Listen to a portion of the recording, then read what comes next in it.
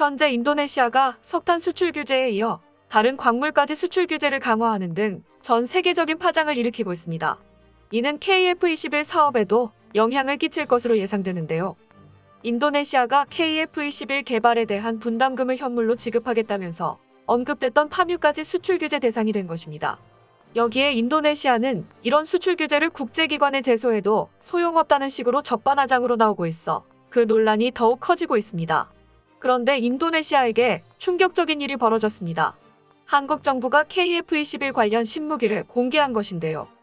여기에 인도네시아의 숙적에게도 KF21과 무기를 판매하려는 등 인도네시아의 어처구니 없는 행보에 참교육을 하고 있는데 한번 자세하게 알아보겠습니다. 인도네시아가 석탄에 이어 철반석, 알루미늄의 원료인 보크사이트 등 주요 광물의 수출 중단을 예고해 전 세계적으로 논란이 되고 있습니다. 인도네시아 대통령 관저와 자카르타 포스트에 따르면 조코 위도도 대통령은 전날 소속 정당인 투쟁민주당 49주년 기념 행사에서 올해와 내년에 보크사이트와 구리원광 수출을 각각 금지한다고 밝혔는데요. 원자재 수출국에서 완제품 반제품 수출국으로 전환해 고부가 가치를 창출하는 전략 차원이라는 설명했습니다. 이는 전 세계적으로 큰 우려를 사고 있습니다. 실제로 니켈 원광 가격 같은 경우 당시 전 세계 공급의 4분의 1을 차지하는 인도네시아의 수출 중단 선언으로 폭등한 바 있습니다.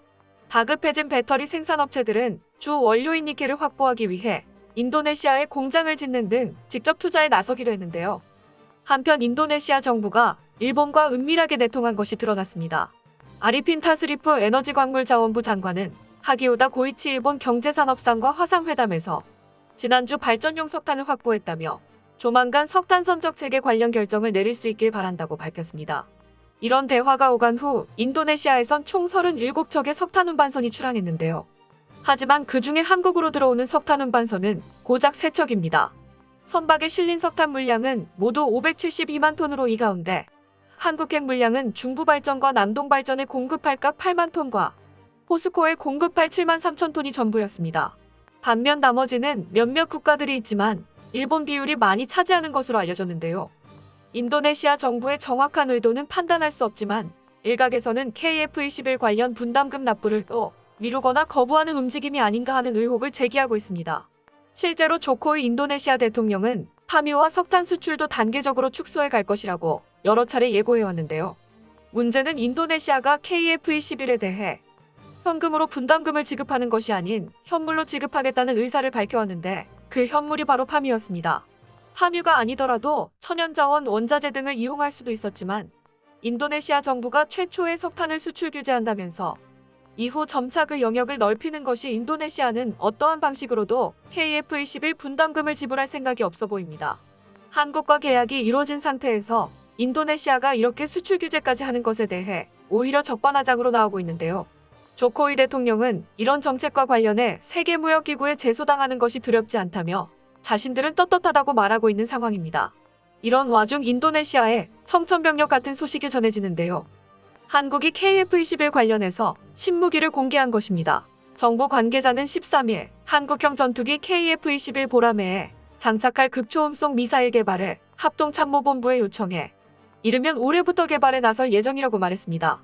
합참에 요청하는 절차는 무기 개발을 위한 공식적인 첫 단계에 해당합니다. 국방과학연구소는 지난해 사전 개념 연구 결과 국내 기술 수준과 KF21 무장 탑재 중량을 감안하면 사거리 500km 이상, 속도 마하 5 이상의 극초음속 미사일 개발이 가능할 것이라고 판단했습니다. 이에 ADD는 지상발사형 극초음속 비행체를 개발해 내년 비행 시험까지 완료한다는 계획까지 발표한 상황인데요. 예상되는 KF21의 극초음속 미사일은 하나에어로스페이스가 개발 중인 하이코어를 기반으로 만들어질 가능성이 높습니다. 하이코어는 관성항법 장치에 비행 제어 장비 등과 핵심인 듀얼모드 스크램제트 엔진이 장착돼 있어 사실상의 극초음속 순항미사일 시험체로 알려졌습니다. 하이코어에서 시험 장비를 제거하고 탐색기와 탄두를 장착하면 극초음속 순항미사일로 전환될 수 있다는 것인데요. 이 비행체를 바탕으로 극초음속 미사일을 개발해 서울 상공에서 발사하면 250km 떨어진 평양까지 1분 15초면 도달할 수 있는 엄청난 속력입니다. 사거리만 된다면 지구 어디든 1시간에서 2시간 안에 달격이 가능합니다. 이는 인도네시아가 중국 함대와 영토 분쟁을 겪고 있는 와중에 중국을 견제하기 위한 확실히 필요한 무기입니다. 최근 중국 해경이 인도네시아의 영해를 침범해 인도네시아 정부는 골머리를 앓고 있습니다. 중국 국방장관이 인도네시아를 방문해 남중국해 협력을 강조하고 돌아서자마자 중국 해안경비선이 인도네시아 나투나제도 인근 영해를 침범하는 일이 발생한 것인데요. 인도네시아가 불법 조업하는 중국 어선을 함포로 폭파시키는 일이 발생하자 중국이 자국 어선을 지키기 위해 중국 해경을 보낸 것으로 추측됩니다.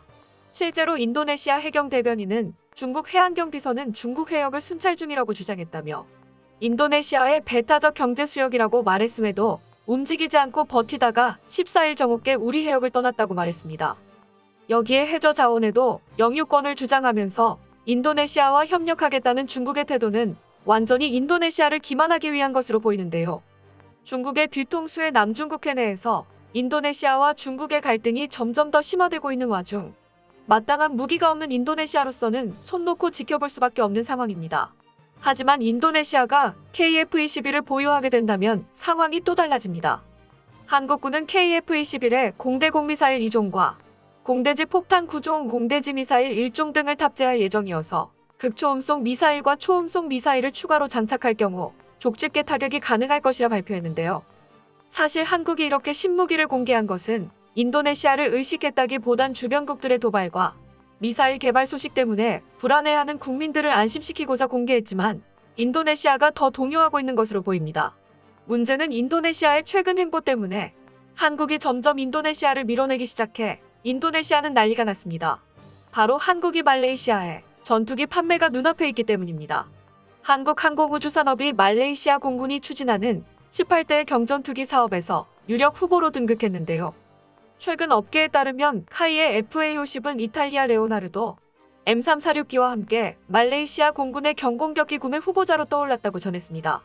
사업 규모는 약 40억 링깃 하나로 약 1조 1353억 원으로 이 중 절반인 20억 링깃 하나로 약 5,677억 원은 원유나 파묘 제품을 포함한 무역을 통해 지불될 예정입니다. 인도네시아가 못하는 부분을 자신들이 채우겠다는 의지로 보이죠. 여기에 말레이시아 군 당국이 말레이시아 공군의 요구 조건에 따라 2차 동일 주문 가능성이 높아 최고 수주사가 향후 추가 계약도 확보할 수 있다는 여지도 남겼는데요. 특히 카이는 지난해 말레이시아 기업과 긴밀한 관계를 맺고 1조 원 규모의 말레이시아 전투기 도입 사업에 도전하는데 카이는 FA-50 전투기를 제공하는데 현지 기업 캐말락과 제휴하기로 했습니다. 카이가 2011년 개발한 FA-50은 최대 속도 마하 1.5의 최대 항속거리 2,592km의 성능을 갖췄습니다. 야간 공격 임무를 수행하기 위한 야간 투시 장치 등 최첨단 장비를 내장하고 있으며 적 레이더 경보 수신기, 적 미사일 회피용 체프 발사기 등을 탑재해 생존력이 뛰어나다는 평가를 받았습니다. 여기에 FA-50이 미국 전술훈련기 사업에 참여하면서 암남 공대공 미사일 등 미국의 고성능 미사일들의 시스템이 통합될 가능성이 높으며 그렇게 되면 기존의 FA-50들도 미국 고성능 무기를 사용할 수 있게 됩니다. 이것 때문에 전문가들은 FA-50이 레오나르도사의 경전투기보다 우위에 있다고 보는 점입니다. 또한 이번 경공격기 사업이 더욱 중요해진 것은 말레이시아에서 KF-21에 관심을 보이고 있는 것입니다. 말레이시아 군 당국이 입찰에 참여한 프랑스 라팔의 전투기와 한국의 프로젝트 개발 전투기인 KF-21 보라매를 낙점해 살펴보고 있었는데요. 탄스리 악발 압둘 사마드 말레이시아 공군 사령관은 국방 매체와의 인터뷰에서 한국이 개발한 4.5세대 합작 전투기 KF-21이 RMAF와 국가에 적합한지 판단하기는 아직 이르다고는 말했지만 FA-50을 운용하게 되면 같은 회사의 KF-21 도입이 운용과 유지 보수 면에서 말레이시아군에게도 좋을 수밖에 없다는 것이 전문가들의 설명입니다. 여기에 한국은 결정타를 준비하는데요. 말레이시아가 FA-50을 구입한다면 동남아 지역을 관리하는 종합정비창을 제공하겠다고 제안했습니다. 이 FA-50 종합정비창이 인도네시아 공군을 완전히 패닉에 빠뜨렸습니다. 이것이 왜 인도네시아가 팔짝 뛸 일인가 의아해 하실 분들이 있지만 사실 말레이시아와 인도네시아는 한국과 일본과의 관계와 비슷합니다. 때문에 인도네시아가 FA-50 정비를 받으러 말레이시아에 가는 것은 한국의 F-35 전투기 정비를 받으러 일본에 가는 것과 같은 마음인데요. 인도네시아는 괜히 든든한 아군이 되어줄 한국을 간보고 있다가 숙적에게 빼앗긴 상황입니다. 이는 전 세계의 한국을 건들면 어떻게 되는지 보여주는 대목인데요. 순한 양인 줄만 알았던 한국은 사실 호랑이였다는 것을 인도네시아는 깨달았길 바랍니다. 끝까지 시청해주셔서 감사합니다. 도움이 되셨다면 좋아요를, 다른 이야기도 궁금하시면 구독을 눌러주세요.